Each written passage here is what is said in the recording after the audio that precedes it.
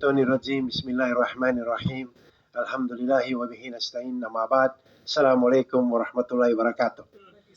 Medyo papagagasan ko, binibilisan ko yung speed kasi parang lalabas na yung attack and destroy. So, hindi mabasa yun. Mga 10 minutes siguro. So, alhamdulillah, napakaganda yung pinag-uusapan nila. Mashallah, may naalala ko kung marami ng oras, marami rin akong istorya. Katulad nung sabi ni Ustads na yung taong binigyan ng chance, doon muna ako sandali, na nagtauba na kahit hindi rin sigurado sa sarili, pero binigyan ng Allah ng guidance. Imagine, pinapunta sa masjid, natatakot, nanginginig, hindi dahil sa Allah, dahil doon sa naghanap sa Kanya. So ito naman, ito true to life story, Ramadan, kasi malapit na Ramadan, may isang Indo, i-repeat ko lang, kaya ito yung gaano ka firm yung sarili mo sa believe mo sa Allah at bibigay sa iyo yung kailangan mo. So, merong isang Hindu, alam mo na Hinduism, pag nag-embrace yung Hinduism, pagdating sa kanila, naalala niyo yung Babri Mosque, taga doon yun, pag nag-embrace ka, lahat yung pamilya mo, kapitbahay mo, papatayin ka pag uwi mo. So, itong si Ramadan ang inadapt niya pangalan. Pag-embrace niya ng Islam, kasi Ramadan yun nasa Batha kami doon. So, siya mismo nag-istorya nung experience niya dahil sa faith niya sa Allah subhanahu wa ta'ala. Alam mo naman ng Indo, maraming sinasamba, babae, lalaki, kalabaw, baka, lahat, anything. Ang dami ng Diyos. So, na-realize niya kaya may nagdadawa sa kanya, so nag-embrace, bilisan natin, nag-embrace siya. Pag-embrace niya, Ramadan ang ini-title niya. So, ngayon, yung asawa niya, siyempre, nasa India. So, dahan-dahan, pinapadala niya, ganito, sabi niya, mahal, sweetheart, meron akong na-discover na napakaganda.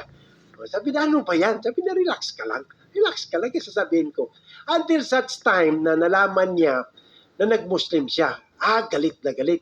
Sabi niya, mahal, huwag ka magalit, kaya ngayon, maraming bago sa katawan ko. Siyempre, ang mga Hindu, pati Christian, walang circumcision yan. So, si Ramadan, malaki na, ini persecution kahit ng mga Arabo. Kasi si Muslim ka. Ngayon, malapit na magbakasyon, siyempre, excited yan. Dinadawaan niya, love, basta sabihin mo lang la ilaha illallah, pwede na. Pag hindi mo, wala talaga. So, lumating sa India na siya kaya nagbakasyon. Pagdating niya sa India, siyempre, asawa mo yan 2 taon hindi kayo magkita. Allahu Akbar. Lahat ginakawag, paggabi, nagpeperto. Si Ramadan naman, nagliligo. Siyempre, tingin lang, sabi niya, love, hindi talaga pwede. Hanggang hindi ka magsabi ng, la ilaha illallah. Sabi niya, matigas ulo niya. Mga 1 week. Ito, ligo, siya ligo naman, pero siparit ng kwarto. Dahil sa faith niya na, hindi pwede ito. Sabi niya nung 1 week na, kaya siyempre si Ramadan hindi makatulog yun. So silipan ng kwarto yan. Natutulog pero hindi natutulog. So one time, dahil siguro sa binigyan ng Allah kay Ramadan, kaya nag-taste ng matagal. Tapos yung latest niya, siyempre wala pa. Ngayon, mga 12 o'clock, kaya nagligo yan. Pumasok yung asawa niya. Pagpasok niya sa kwarto ni Ramadan, sabi niya, Ramadan! La ilaha illallah Muhammad Rasulullah. Nangyari kay Ramadan, nakatayaw, linuksuan na yung bahay. Allahu Akbar, sabi niya. Kaya siyempre, yung ilang taon na tinis niya, sabi niya, on that night, 2 sabi niya yung binigay ng Allah sa akin. Yung faith ko sa kanya na hindi na kaganyan talaga. Kaya kung halimbawa, iba lang yun. Meron nga sabi ni Ustads kanina, na hindi mo pa nasubukan, na merong Ustads na sinubukan sa babae. Karena ko, ilindong ako ng kasanya ababay. No, suri na makatigi, karena ko lindong kapan sa mga kan. Kadaan nakapangla, kaya nadiring katis, walang babae, walang matigas na pandesal sa mainit na kape. Kahit yung Ustad ba niya, hindi ka tawag ganit sa Iklurul Amal. So on that night, sabi ni Ramadan, nung istorya niya, alhamdulillah, kung talagang ang faith mo sa Allah ay diretso, ay talagang bigyan ka. Kaya yung that night, sabi na 2 yung nakuha ko. Yung asawa ko, nag-embrace, tapos yung matagal ko nang hinawakan, alhamdulillah, nagamit din sa wakas. So alhamdulillah, lahat ng pamilya, pero nagkalis sila doon. So yun ang faith. Katulad sa Ramadan na ito, magbago ka kay tama, Ang dami ngayon magbago sa Ramadan. Makita mo yung hindi nagdarasal, pupunta ng masjid yan. First day, first 1 week. Ngingas kugon, mapagagausang. Huwag mo na sabihin na, hey, maso na limang kagyo. Ano tayo lahanin na kinasya? Di ka pa tsuri. Wag. Kasi yan, magduwa na. Baka yun ang dahilan. Tingnan mo yung nanginginig dahil sa takot. Hindi pala, subhanallah, kasi ang guidance, ang guidance sa Allah subhanahu wa ta'ala. Maraming magbago ngayon. At the same time, yung Darul Ifta, sundan natin. Kasi sigurado yan, mamayang gabi siguro mayroon ng mag-fasting yan. Kasabihin niya, hoy, galit ta, di ba ta magka-perfect? Hindi pinag-uusapan dito yung perfection ng days. Ang pinapag-usapan niyo, kung maniwala, ati'ullahu wa ati'ur rasul wa kulli amri minkum. Ubay Allah, follow Muhammad and those who are authority amongst you. Darul Ifta, ang inassign para tumingin ng buwan. Ang lahat ngayon, nanalangin na sana hindi pa makita yan para Tuesday tayo nag-fasting. Masyadong silip pag-start. Pag naman, nakita na yan, sigurado na yan. Pagdagan na krisis naman, ngayon sa Saudi Arabia, lahat. Ginagawa nila kasi meron silang telescope. Lumilipad ang aeroplano para tingnan yung moon. Dito sa atin, pag lumipad ang aeroplano, pag nakakapambumba. The same thing with Gaza. So, sundin natin ang Darul Ifta. Huwag natin paniwalaan yung may mga telescope hanggang sa Mars. Nakikita daw niya yung telescope niya. Ang layo ng Mars, 70 million kilometer. Sinungaling yun na tao. Hindi yung Darul Ifta. Darul Tabi makinon to. So, ita ng authority yung ngayon, i-upvote ko lang about sa Gaza. Subhanallah. Nanonood ako kanina. Talagang Amerika ang problema. Pati si Putin ngayon, kasi mayroong exercise, sinasabi ko, mga European countries ngayon, binamanatan si Putin na sinabi ni Putin kahapon. Sabi niya, pag hindi kayo tumigil, magkaroon tayo ng nuclear confrontation. Pag ako sinisingle out ninyo, bakit ito ginagawa? It is inhuman. Kasi ang ganda ngayon, nagkakaroon at the same time yung Saudi government, hindi na pinapayagan ng United Kingdom pati US na magdaan sila sa airspace nila last 2 days ago. So malaking development yun. Ngayon, as of today, ang namatay na 31,000. Bata diyan, re-repeat ko lang, 13,000 plus, mga bata. Subhanallah. Ang injured nila, almost 73,000. Kasi everyday nagre-raid yan sila. Kasi gusto nila talaga tumira doon sa pan. Ang ganda ngayon, merong isang member ng parliament na na-elect sa Great Britain na si George Galloway na talagang makatao talaga. Na gusto niya patanggalin si Sunak, yung prime minister ng... Kasi sabi niya, Zionist na tao ito. Subhanallah. Imagine, ikaw ang nagsusupply ng bomba sa Israel, tapos ikaw rin na nang mag-airlift, mag-drop. Kahapon, may namatay na 5 dahil nahulugan ng supply. Imagine, hindi makadaan, superpower ka, ikaw one time mo lang masabi, stop, mag-stop yan. Parang si Kumuloy, stop. Nag-stop yung lido, pero hindi na may stop yung warrant of arrest niya. Nasa 3, aywan ko, nasaan siya nagtatago ngayon? Napasangan yung may-ari ng mundo. Araw-araw to present. So ito sila, yung Al-Nasser Hospital. The other day, binalik na yung mga patay pero wala na mga organ. Kasi kinukuha nila. Bumbahan mo yung nagakuha ng subhanallah. Supply.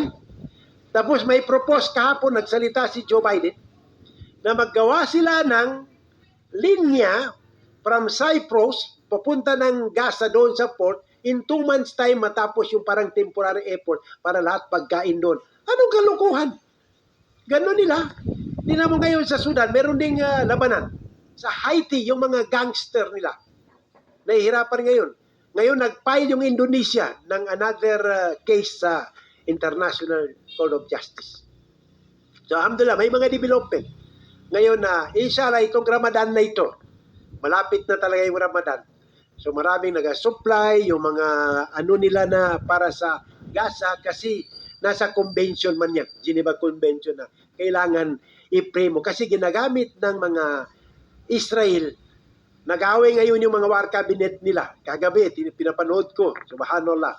Baka yan lang, kasi may nag-resign na. Yung pinaka-spokesman na si Hagari, si Daniel, nag-resign na bilang spokesman ng IDF. Maraming mga military kasi hindi na nila matek yung ginagawa nila.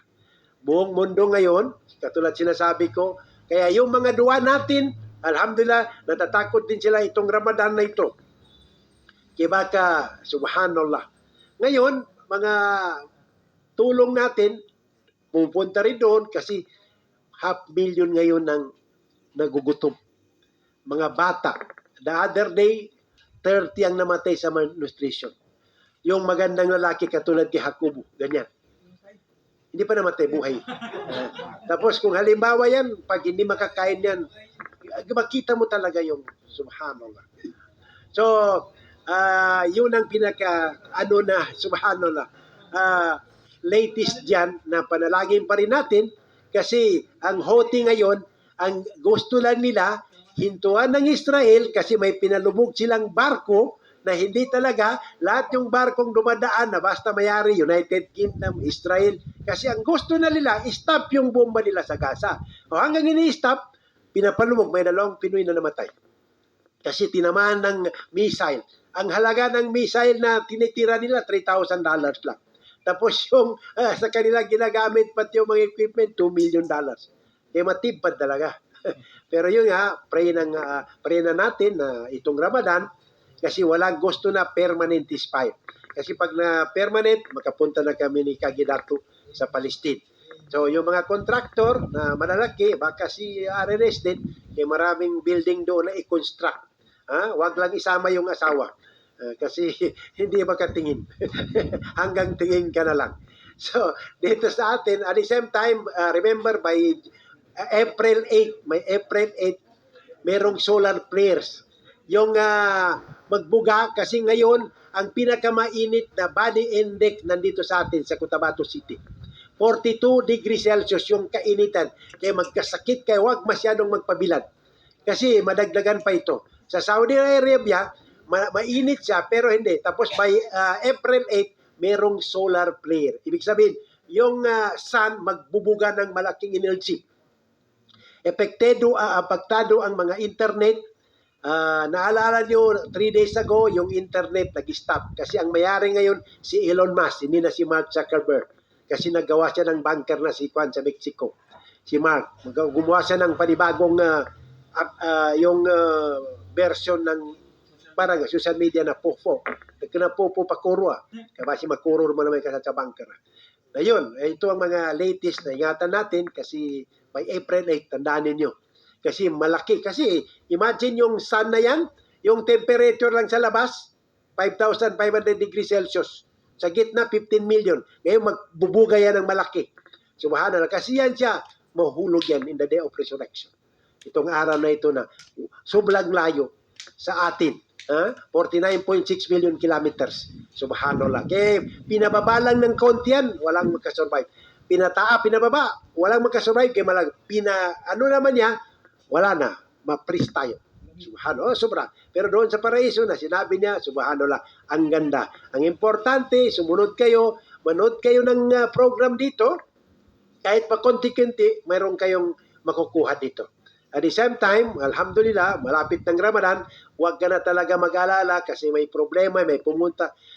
Sheikh, paano tayo maka-Ramadan? Wala tayo. Huwag ka mag-alala kasi during Ramadan, maraming ibibigay ang Allah sa iyo. Kahit magdua ka lang ganyan, na baka yung katabi mo, kaya Allah sa mayara, ipumbuka ko. Na ito sa katabi mo, bibigyan ka ng 200. Kwakar niya, ndoy sarani, nanging kabag-asbin niya, huwag mo nagdagdagan.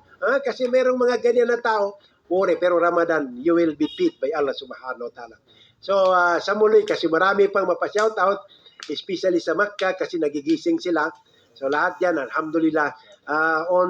Alam ni Ustad dito, ito, paborito nila. Ngayon lang namin nakita si, mashallah, si Ustad, gwapo doon sa TV, mas gwapo sa personal. At saka malakas pala lumakas. Si Ustad Nurul Am nangawala, hinihintay nila. Sabi ko, member ng BTA yon. Ngayon, magagawa kami ng party na BTA. Bangsamoro, tapat asawa. Pero ang mag-register lahat ng mga misis namin. So regarding, kasama yan. So regarding sa HATS naman, hanggang bukas lang yung registration. Kung sino mag-HATS. Kung hindi ma-extend, kasi bago naman yung secretary ng NCMF. Yung OIC natanggal, panibagong OIC naman. Na alhamdulillah, nakaregister na sa buong Pilipinas, mga 3,000. So kailangan 6,000. So may possibility na maka-extend. Pero ang problema kasi ngayon, mana Muslim, karakyan, sakali pandunggo, pangyamba na pakururan, napang passport ko, napang birth certificate. Yan ang problema. Kahit may pera ka, kung wala kang passport, hindi ka makalis. Kung may pera, may passport ka naman, kung walang pera, kaya may nagtanong, di nga na requirement sa kapagkagi, di ko kuta. Nakuta ka, pero passport ka. Hanggang tingin ka na lang. So hanggang bukas, open ng NCMF. Nag-overtime sila. We hope na sana ma-extend yung registration. Pero meron ditong natanggap ko na galing sa na yung magpa-passport sa Kidapawan, merong special lane. Yung mga mag-HATS, kuha ka lang ng CTM, Certificate of Tribal Membership, pupunta ka ng Kidapawan, tapos complete yung requirement. So, sandali lang, baka makabol kasi merong memo. Yun ang kasi, hindi pa nagabot yung 6,000. Otherwise, experiment nila ito na kahit 3,000 lang basta makapunta. Yun ang problema. Sana, panalangin natin na inshallah, ma-extend yung registration, pati payment. At the same time, panalangin din natin na sabi nila na mabuti natin ng Ramadan. Allahumma balig na Ramadan. Kasi araw-araw, especially sa Gaza, ipanalangin natin, araw hanggang ngayon, binubumbahan pa din sila. Subhanallah. So yung init, mga wildfire, ingatan natin yung mga kusina natin kasi uso ngayon ng sunog. Uso talaga ang sunog, pati katawan natin. Baka ingatan natin ang heat stroke. Inom ka ng tubig. Inom ng tubig. Kasi yan ang ng heat stroke. At the same time, mag-attend ka ng mga lecture, yung istiqbal, kasi kahit mamatay ka nandun ka, alhamdulillah, medyo may pag-asa ng konti.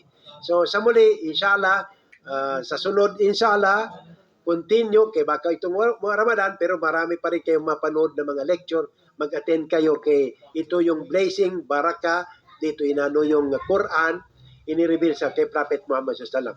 So sa muli, ganun sabi ni Ustads na magpatawaran tayo, kung sino man ang kasala, pero regarding naman sa utang na malaki, mahirap nang patawarin. Kaya paano ka makabayad kung patawarin mo rin sila? Bayad ka muna bago kita patawarin. Kasi mahirap, wala rin ako pang bayad. So, inshallah, yun ang gagawin natin. Magtaubat tayo. Anong ibigay ng Allah sa atin? Magsukur tayo. Because ang pinakamayaman, sabi ng Prophet Muhammad SAW, ano yung meron siya, makontento siya. Yun ang pinakamayaman. Subhanakallahumma hamdika, astaghfiruka wa atubu ilaik. Assalamualaikum.